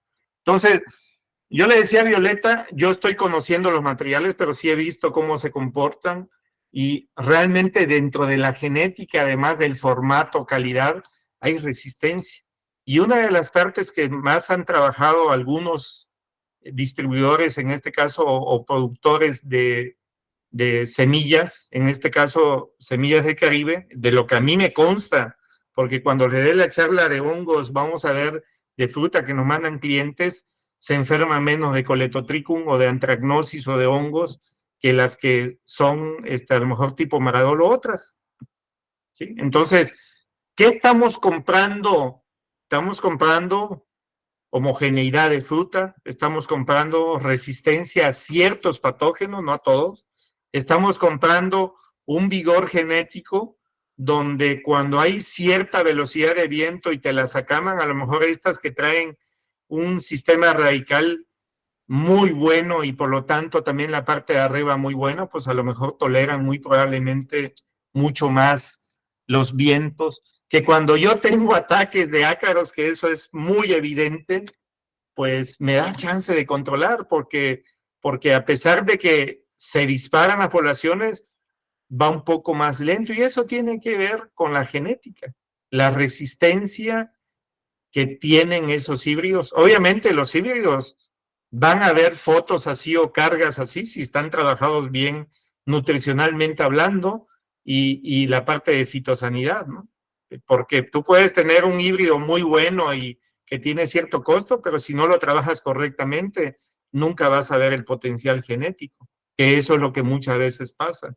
Y desgraciadamente, yo a veces siembro un poco de chiles o tomates, y digo un poco, una hectárea a lo mejor, pues tenemos el deporte de echarle la culpa a la semilla casi siempre, y muchas veces es el clima. Ahorita aquí en Mérida estamos en quinto día que llegamos arriba de 46, 47 grados centígrados y sensación térmica arriba de 53 grados. Nunca en la historia de Mérida había pasado. Récord, y hoy ya rompieron el récord de ayer, ¿no? Y mañana vamos a romper el de hoy. Entonces, todo esto obviamente afecta a que la expresión genética de lo que estamos comprando a veces, pues no se presente. Yo aquí le estoy pasando huertas de Intensa, de Passion Red, donde tienen ciertos formatos de fruta, de Flavia, que es de las últimas, yo no la he probado, no he tenido la fortuna de probarla, pero vemos, obviamente, si las condiciones climáticas son correctas, dos, si nosotros la manejamos correctamente, fitosanitariamente hablando y principalmente nutrimentalmente hablando, y tiene condiciones óptimas, pues estos híbridos van a expresar el potencial genético de todo, ¿no? Estamos hablando de formatos pequeños, medianos, pero siempre el vigor de la planta con respecto a la problemática que pueda haber, pues es muy interesante. Obviamente, si yo tengo un follaje muy bueno, pues tengo que tener maquinaria buena para que haya una cobertura de aplicación correcta. Entonces, todo esto es parte del manejo de esto. Ahora, si me voy a arriesgar a sacar mi semilla, al menos los que estamos aquí, alguno de nosotros, pues no es ilegal.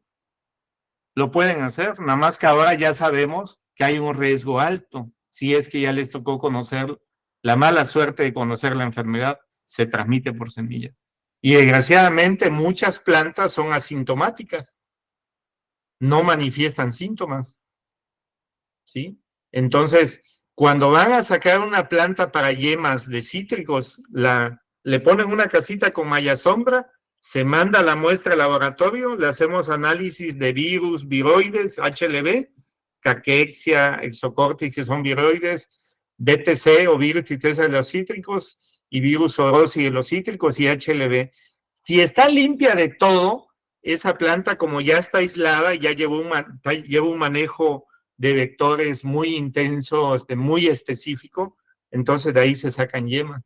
Pero si es positiva alguno, rápidamente desarman la casita y van a buscar otra que tenga características que le interesen. En papaya eso no se hace.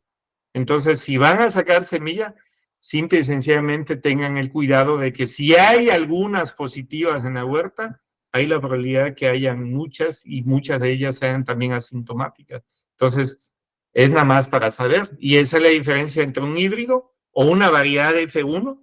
No tienen que ser híbridos, también hay variedades, tipo Maradol y otras, donde hay la posibilidad de que tengamos buenos resultados y venga limpia. Ahora, en el momento que abren el sobre y la ponen en una charola y germina, pues esa papaya va a estar expuesta a lo mejor 60 días, 40 días, 35, 40, 50 los días que la tengan en el vivero.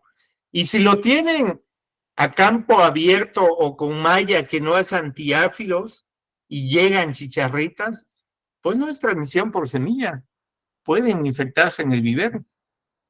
Entonces, tenemos que tener condiciones óptimas si vamos a producir nuestra plántula, y que es un viverito aislado o un área aislado o microtúneles con agribón donde estén bien cubiertas para minimizar riesgo de transmisión por vectores, porque también pueden infectarse por vectores cuando se está produciendo la plántula. Mandé a hacer mi análisis, me dijeron, le exigí a Semillas del Caribe del lote que me está vendiendo que venga libre de malaria y me lo mostró, pues estoy tranquilo, pero resulta que la produje en un vivero o a campo abierto, medio protegido con no sé, malla de gallinero o de esas de malla sombra donde entran el mesh o los cuadritos.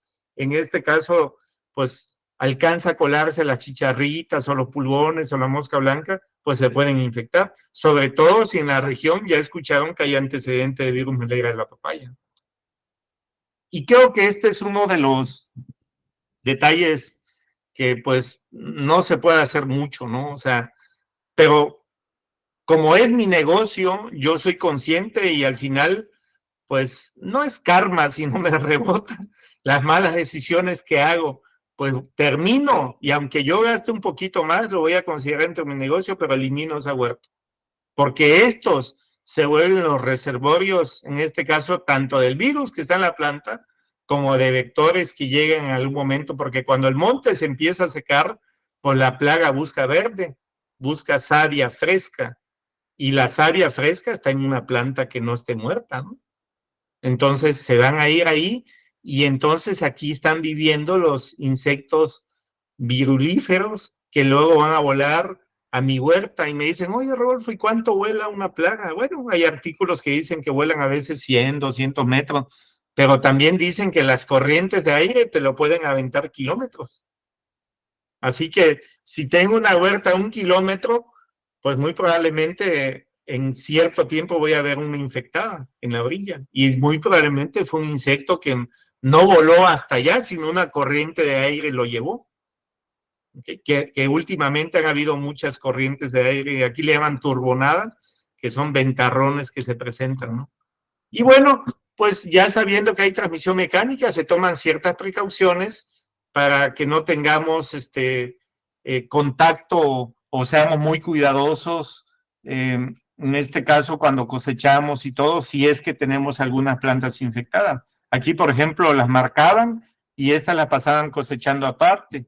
Como no eran muchas, marcaban las positivas, no las eliminaban porque pues a veces no la quieren eliminar. Bueno, cuando menos reduzcamos el problema de estar cosechando todo seguido, si son pocas, ¿no? Pero lo ideal es eliminarlas si no son muchas. Y bueno, para manejar vectores, ya vamos a terminar, entramos en la parte final. Tenemos que agarrar el hábito de monitorear y eso se hace trampeando. Y para el trampeo o el monitoreo físico planta por planta o 20, 30 plantas por hectárea o por bloque, se puede hacer, pero cuando ya las plantas tienen cierta altura, pues ya se complica un poquito más, ¿no? Entonces, una forma, pues es con trampas de 2 colores, en este caso principalmente uno. El amarillo captura chicharritas, mosquitas blancas, pulgones, adultos de piojos harinosos, que son los machos que vuelan, principalmente. Y las azules capturan trips. Cuando hay problemas de trips, entonces necesitamos estas manchitas, estas trampas azules. De hecho, aquí, por ejemplo, esta que estoy señalando es una Diaforina citri, que también es un insecto chupador y le encanta el color azul. Entonces aquí caen. De hecho, aquí hay una chicharrita. Y ahorita vamos a ver pulgones. Entonces, vean, aquí son platitos de fiestas de niños. Porque pues yo trato de ser práctico. No, Inge, no encontramos los plásticos azules. Bueno, pues vayan a donde venden cucharitas, cuchillos, platos para fiestas de niños o para reuniones. Pues compren los de color yema de huevo, los amarillos, porque hay diferentes tonalidades, y compren los azules. Inge, pero ¿y qué le ponemos? ¿Qué pegamento? Hicimos un trabajo, le decíamos a Violi, y comentaba yo ahí en Colima, probamos 8 tipos de grasas de carro, que esas se consiguen en todos lados, y Bardal número 2 tuvo 2 características deseables. No se seca tan rápido, dura hasta 20, 30 días, y no tapa el color de la trampa, ¿no? O sea, sigue quedando azul o sigue quedando amarilla. Entonces el insecto se pega. O también venden trampas que traen ya su pegamento, que estas están padrísimas, pero pues al final muchas veces en la región donde estamos no se venden. Entonces por eso siempre andamos buscando alternativas prácticas que les ayuden. Y cuando detectamos arribazón, inmigración de chicharritas o de pulgones, pues ponemos muchísimas trampas, y estas trampas llegan a caer muchas chicharritas. Yo en otras charlas que doy de sandía o muestro que a veces una trampa tiene hasta 3,000 trips en 2 días. O sea, están llegando así como polvo. Y aquí vean otra, este es un productor que le dimos una capacitación y me mandó la foto. Después me dice, mira, ya pusimos nuestras trampas, perfecto. Y ahora aquí dan seguimiento de cómo están llegando las plagas. El ingeniero Francis Montenegro me hizo el favor de compartirla. Tomó un webinar de los que damos a través de Semillas del Caribe, y me habló como a la semana, porque pues en la plática siempre está mi celular, y me manda un mensaje y me dice, Inge, mire, tiene razón, pusimos trampas porque no poníamos, porque teníamos la idea que la trampa trae al insecto, pero tiene razón, al insecto la trae la comida. Que si hay una trampa, se descuida, dice, ay, cabrón, que hay aquí, se vaya, eso es otra cosa, pero al final el hambre es lo que atrae a todo, mueve al mundo, ¿no? Entonces, si hay comida, va a volar hacia la comida. Pero si hay una trampa, pues es una tentación y al final vuelan y lo que no saben que tienen pegamento o tienen grasa y pues los pobrecitos quedan pegados. Vean aquí las chicharritas y algunos pulgones y me dicen, no, dice, es una maravilla porque ahora vemos que hay semanas que no cae nada y de repente hay semanas que caen muchísimas y ahí es cuando estamos atentos con las aplicaciones, que así es como debe de manejarse. Y bueno, si vamos a eliminar plantas, pues hay que sacarlas, pero también en este saque, si van topando, pues hay un riesgo de ir contaminando. Nos preguntaban, ¿y qué pasa si la dejamos aquí? Pues es un riesgo, pero de todos modos, si la dejas, pues ponle cal o ponle algo para que se descomponga mucho más rápido, aunque lo correcto es sacarla, pero a veces, pues estamos batallando con personal en todo el país y en otras partes también, y por lo tanto a veces no tenemos tiempo. Vean, aquí están marcadas, ¿ok? Estas fotos ya tienen muchísimos años, en huertas, este es el ingeniero May Pat, un buen amigo aquí que fue asesor o es asesor desde hace muchísimos años, le aprendimos mucho, hace 10, 15, no, como 15 años que entramos a esto de las papayas y él fue uno de nuestros senseis o maestros, ¿no? Entonces, pues esto es lo que hay que hacer. Hay que capacitarnos. Yo agradezco a Semillas de Caribe que se ha preocupado por este tipo de capacitaciones, porque este tipo de capacitaciones en campo, con productores, con ingenieros de empresas, que nosotros lo hacemos desde hace muchísimos años, finalmente a quien nos interesa capacitar más son a los viruseros, virosos o esta gente que al final son los que deciden qué se elimina, y vean que es padrísimo porque el hecho de que ellos entiendan nos ahorran muchos problemas, dolores de cabeza y dinero, ¿no? Entonces tratamos que la capacitación también le llegue a ellos, además de a la parte técnica, ¿no? Que toma decisiones. Estas charlas creo que se las van a compartir y pásenselas. Esta información de eso se trata, que es otra cosa que le agradezco a Violeta, ¿no? Que se las hacen llegar y la idea es de que la tengan, que la vuelvan a revisar y si tienen dudas, con mucho gusto les apoyamos. En el control biológico, pues hay insectos que se comercializan y hay dos formas, liberar. La semana pasada el ingeniero José Juan me comentaba y me preguntaba, yo no tengo mucha experiencia liberando y se me hizo padrísimo el comentario de que él tampoco creía. Bueno, yo no es que no crea, sino no hemos tenido la posibilidad con algún cliente, pero nos comentaba que en ácaros ha encontrado resultados muy interesantes, donde ya se redujo el número de aplicaciones, ¿no? Entonces, una forma es introducir y otra forma es preservar. Preservar creo que es un poco fácil, todo lo podemos hacer. Finalmente, los depredadores parasitoides y se alimentan de néctar y polen, y para que queden fuertes y se apareen y produzcan huevos que sean fértiles, y al final de cuentas la descendencia se ande comiendo todo, los insectos plaga, pues tenemos que darle un alimento también bueno. Entonces, para eso, esta diapositiva yo la agarré de pues, un evento que hubo de papayeras aquí en Mérida en 2015, y el ingeniero doctor Apodaca menciona barreras periféricas y pone ejemplos de cómo ponen maíz, ponen cinias, margaritas, girasoles, y al final de cuentas el néctar y polen que hay en este tipo de cultivos, pues nos va a ayudar como reservorios de toda esta fauna benéfica. ¿Sí? O sea, crisopas, muchas de estas fotos, algunas son de ellos y la mayoría de estas son fotos que a mí me ha tocado tomar. Entonces, por ejemplo, tenemos catarinas que andan depredando pulgones, las larvas, porque el adulto sí come, pero el adulto sale a comer néctar y polen. Entonces, estos se vuelven como reservorios o islas donde también llevan sistema de riego y también se fertilizan, porque van a traer a muchos benéficos y va a ser parte de esa lucha que vamos a traer contra ácaros, contra insectos, vectores o otro tipo de plagas como gusanos, etcétera.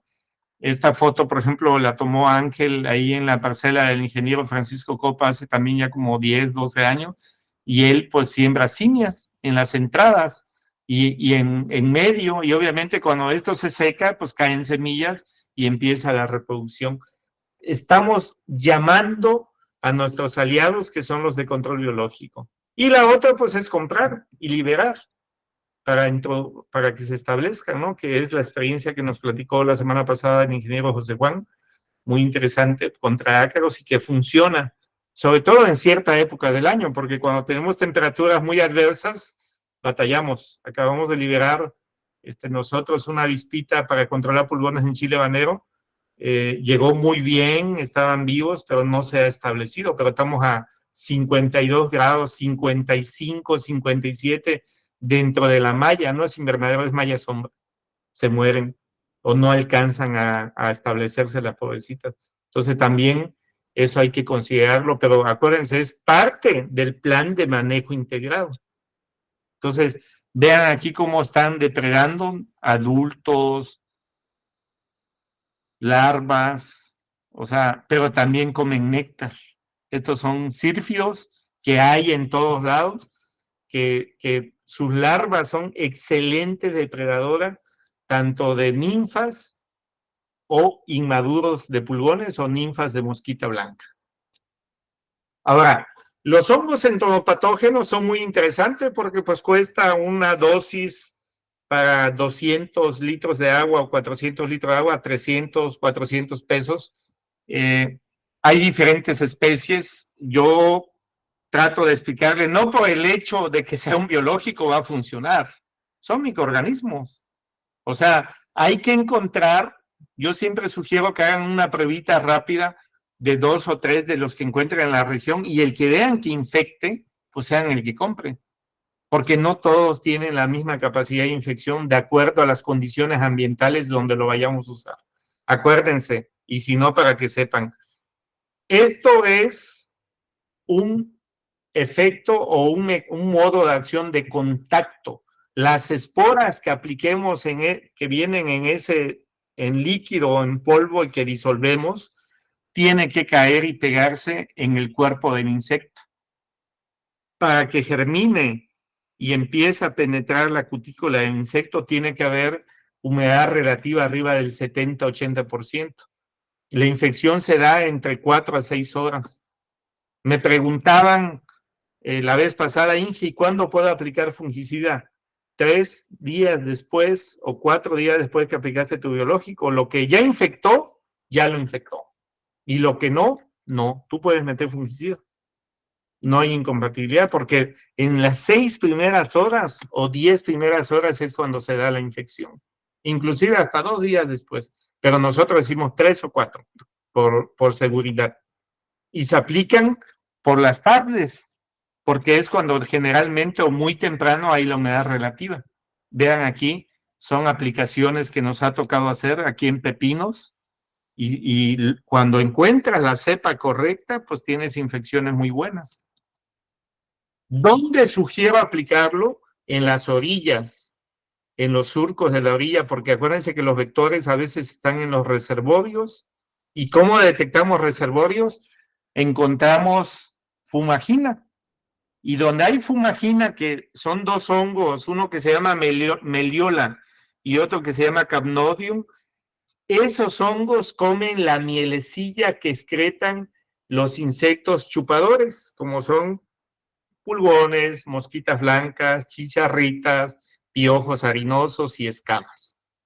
Entonces, nosotros hemos visto Bauberias bacianas, Verticillium lecani, que ahora se llama Lecanicillium lecani, ya creo que le volvieron a cambiar de nombre. Sugerimos ajustar el pH entre 5 y 6 y aplicar entre 5 y 9 de la mañana, aunque ahorita a las 8 ya aquí tenemos 31 grados centígrados, o sea, en esta época es muy difícil obtener infecciones. Nosotros otra vez acabamos de hacer aplicaciones en pulgones de chile habanero y no logramos infecciones, porque en la tarde, a las 5 de la tarde, sigue estando como a 38, 40 grados la malla. pero por la tarde se recomienda entre 4 y 7, cuando hay operatividad. Entonces pasa esto. Ya voy a empezar a agregar más fotos porque ahorita hemos estado tomando fotos. Cuando hay buena cobertura de aplicación en vez de la hoja y caen las esporas sobre las partículas del insecto, se colonizan. De hecho, muchas de estas fotos se toman 3, 4, 5 días después de que se aplican. Ya empieza a verse micelio sobre las chicharritas, las empoascas, nosotros aplicamos en las orillas para la chicharrita del maíz, que también es vector de un fitoplasma, que se llama el enanismo arbustivo del maíz, y la chicharrita se llama Dalbulus maidis. Pero vean, sí hay efectividad. No aplicamos en toda la huerta, aplicamos en las orillas, donde llegan los insectos. Y en cuanto al control biorracional, para matar chicharritas, pues hay extractos de plantas, sales potásicas, aceites, mezclas de extractos con piretrinas o tierras diatomeadas, que hoy acabamos de evaluar un ensayo, una maravilla para matar pulgones, así impresionante. 2 días después de la aplicación, o sea, 48 horas, ya están muertos los pulgones, y tomamos unas fotos padrísimas. Mata bien ácaros, nada más que pues la dosis sí probamos 10 y 15, pero no vamos a ir hacia abajo. Hemos estado haciendo unos trabajos con la ingeniera Dulce Tranquilino y el ingeniero Salvador, y me decía Salvador, Inge, nada más que hay que evaluar ciertas dosis porque a veces necesitamos 2,000 litros de agua o 1,000 para tener buenas coberturas, y pues baja mucho la dosis porque pues al final hay dosis por hectárea. Y ahorita vamos a hacer pruebas hacia abajo, pero interesante. Esta es la aplicación de un aceite que se llama EPA 90 contra, en este caso, minador de la hoja en chiles, y se mueren. O sea, de hecho lo vemos 1 minuto después, ya están muertos, pues. Entonces, hay diferentes alternativas. Esta es una evaluación de efectividad con una sal potásica que nos tocó hacer el año pasado. Se llama Organoid Plus. Vean aquí, lo aplicamos contra ácaros, mata, lo aplicamos contra ninfa de un cílido, lo seca. Aquí, por ejemplo, vean, Organoid a 3 mililitros de 7 horas, bueno, 24 horas, 3 días después, pues ya están muertos. Aquí están vivos a las 0 horas y 3 días después, pues están muertos. Esto quiere decir, como les decía en ácaro, que tiene que haber buena cobertura de aplicación para que haya un buen control de la plaga. Si no hay buena cobertura de aplicación, pues no va a haber knockout. Y entonces los referees van a decir que gana la plaga. Cuando digo los referees, es la plaga no se va a morir, ¿no? Y le vamos a echar la culpa al producto o le vamos a echar la culpa a otras cosas, ¿no? Y a veces los productos sí son efectivos. Esta foto me la envió hace unas semanas el ingeniero Salvador, ahí con la ingeniera Dulce, que amablemente nos han ayudado a estar haciendo ciertas investigaciones, y vean esta cobertura de aplicación que no es fácil lograrla, ¿no? O sea, estas son tiras hidrosensibles de color amarillo que cuando caen las gotitas de agua se ponen azules y nos sirven para tener la evidencia que tenemos buena cobertura, y ya luego con las lupas corroborar si hay la mortalidad. Entonces esto, Inge Salvador, le agradezco porque muchas veces nosotros que hacemos investigación no tenemos la posibilidad de tener toda la maquinaria, plantación, personal, pero afortunadamente hemos hecho buen equipo con ellos y se ha ido generando cierta información que es muy útil para todo el gremio también, ¿no? Estas son pruebas que hemos hecho nosotros más sencillas, donde vemos, ahí está, aquí se ve clarito lo que le decía, donde caen las gotitas se pinta de azul. Entonces en las hojas tiernas la cobertura es buena, pero en las hojas de abajo, a pesar de que va bien la boquilla, a la vista parecería que hay buena cobertura, pero en la realidad no. Hay que usar dispersantes tipo alcoholes etroxilados, tipo organosiliconas, que rompan la tensión superficial para que tengamos mejores coberturas si son fungicidas o si son acaricidas o insecticidas dirigidos a la gota, pues le llegue. Hay que proteger al personal y pues hay que tener los cuidados de aplicación. Otra vez les repito la forma correcta de preparar: se acidifica el agua limpia, 60-70%, se empieza a hacer las premezclas con los productos sólidos, luego los líquidos, se agregan en ese orden, luego el dispersante, que puede ser tipo alcohol etoxilado o tipo organosilicona, para que tengamos una mejor cobertura y para que también este tipo de coadyuvantes nos ayuden a proteger las moléculas que estamos aplicando y hagan su mejor desempeño. La tensión superficial es la fuerza de adhesión entre los puentes, los hidrógenos que tiene el agua, que esta foto me encantó porque aquí se ve el tiburón va saliendo, obviamente la va a romper por la fuerza que trae, pero esta tensión superficial, que es lo que hace que la gota se quede redonda, se rompen con organosiliconas o alcoholes etoxilados. Un alcohol etoxilado muy conocido porque pues tiene muchos años, es el INEX y hay otros. Y una organosilicona conocida es el Breakthrough y hay otros en el mercado. Estas se usan a 0.5, 0.3 y estas se usan entre 1 y 2 mililitros por litro. Estas cuestan entre 300 y 500 pesos o 400 y 500 y estos cuestan a lo mejor entre 100 y 200 pesos el litro. Entonces, su chamba es esto, que cuando caigan las gotas se rompan y mojen la hoja y le lleguemos en este caso a la plaga o al insecto, ¿no? Y bueno, en cuanto al control químico, hay una clasificación. Hablando de chicharritas, los más conocidos son los nicotinoides, son sistémicos si se inyectan al suelo o translaminares si se aplican en la hoja. La residualidad cuando se hace en drencho el sistema de riego puede durar a lo mejor hasta 2 semanas, aunque nos digan que dura más, a veces cuando hay mucha inmigración no se alcanza a detectar. Aparte, cuando lo inyectamos al suelo, muchas veces se dan en muchos litros de agua, 10,000, 15,000 litros de agua y se diluyen, y por eso también la residualidad baja. Casi siempre cuando inyecten un producto que no se vaya en más de 10 metros cúbicos. Dependiendo del gasto de agua a su goteros, es entre 10 y así exceso 15 minutos, para que no se diluya. Aunque estén aplicando la dosis por hectárea, lo van a diluir y por lo tanto no va a ser efectivo. Si lo van a aplicar foliar, pues hay que usar bien las concentraciones y hay que protegerlo con un buen dispersante que tenga un buen adherente y humectante.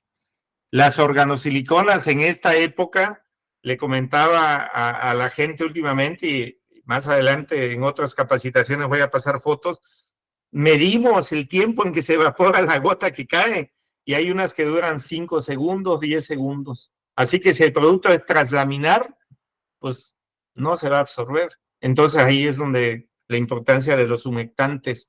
Y a veces los alcoholes etoxilados traen muy buen humectante, pero no es tan perfecto dispersante. Entonces, una sugerencia que estoy haciendo es, usa alcohol etoxilado o haz una pruebita rápida para que veas si tarda más en secarse y usa un poquito de organosilicona, no sé, 80-20. Si usabas 0.3, usa 0.25 y usa 1 mililitro de un alcohol etoxilado y ya entonces tienes un buen dispersante. Hay unos que tienen lecitina de soya, que esos son los mejores dispersantes y que traen, no hacen que la gota no se seque muy bien, pero hay muy pocos en el mercado. El otro autorizado es el flupiradifurone, se llama Sivanto. Estoy hablando para los que exportan. Estamos hablando de imidacloprid y ametoxan. Acetamiprid te permite partes por millón, en este caso el USDA, el Departamento de Agricultura de Estados Unidos, de hecho aquí está acetamiprid, miren en papaya, y te permite un X número de partes por millón. Sin embargo, la COFEPRIS, en este caso que es la de México, la que se sigue cuando nos auditan, tiene que estar etiquetado el cultivo, ¿sí? Para que te permitan usarlo, pues acetamiprid no aparece etiquetado para papaya, aunque te permitan partes por millón. Aquí está la tablita, ahí la van a tener para que la revisen. Estos son los que tienen el registro, por ejemplo, aquí está la acetamiprid, te permite partes por millón en Estados Unidos, pero no está etiquetado. O sea que si lo aplicas y lo pones en la bitácora, te van a hacer una observación, porque no está etiquetado y tú debes usar lo que está etiquetado. Aquí, por ejemplo, tenemos la sulfoxamida que mata muy bien chicharritas, se llama Toretto, pero no tiene partes por millón permitidas ni está etiquetado. O sea que si estás 90 días a cosecha o algo así, en la parte inicial, hay gente que los utiliza porque pues hay que ir rotando, aunque tiene un mecanismo de acción parecido a los nicotinoides, pero en el caso de estos no hay evidencia de resistencia cruzada, a pesar de que tiene un mecanismo de acción similar, son del mismo grupo 4, pero no hay evidencia de resistencia cruzada todavía. Aquí está el Sivanto con 14 días a cosecha, el Buprofezin, que es el famoso Aplaud, pero el que sí está etiquetado para papaya es el Balanca. Aquí vemos que tenemos 0.9 partes por millón y es 3 días a cosecha. Mata ninfas, no mata adultos. Son el 16 y el 7, que es el NAC o piproxifen, que ya hay genéricos también en el mercado, matan ninfas, no matan adultos. Ninfas de mosquita blanca, ninfas de chicharrita, ninfas de piojos harinosos o escamas, principalmente. De pulgones no. Pulgones son alados o ápteros, también hay ninfas, ¿no? Pero en este caso, de estas es lo que mata, adultos no. Adultos son los nicotinoides, la sulfoxamida como el Toretto o el Sivanto, que es un butonólido, son los que matan muy bien adultos y algo de ninfas. Y el espirotetramat, que es el Movento, que también ya hay genérico, también es como un regulador de crecimiento que principalmente mata ninfas, pero mata muy bien pulgones a la dosis de 0.45 litros por hectárea. O sea, mata bastante bien pulgones también, ¿no? O sea, aparte de inmaduros de mosquita blanca, chicharritas, pulgones, mata muy bien, bueno, pulgones, todos los estadios. Y para terminar, si vamos a aplicar, porque tenemos riesgo que nos enteramos que en la región hay meleira, pues hay que hacerle drench a las orillas. Agarro 2, 3 surcos de la orilla, 20 plantas de entrada y salida de surco y les voy a hacer drench. ¿Ok? Porque si ya sé, y véanlo, y van a ver que es cierto, los insectos llegan y se establecen unos días en las orillas, cuando coman savia, que se mueran, que no alcancen a entrar. Ahora, cuando hay migración, ahí sí llegan y se redistribuyen rápidamente. Pero eso es cuando nos están llegando miles y miles. Y pues con eso terminamos 9.1. Vengan las preguntas. Voy a dejar de compartir. Y adelante las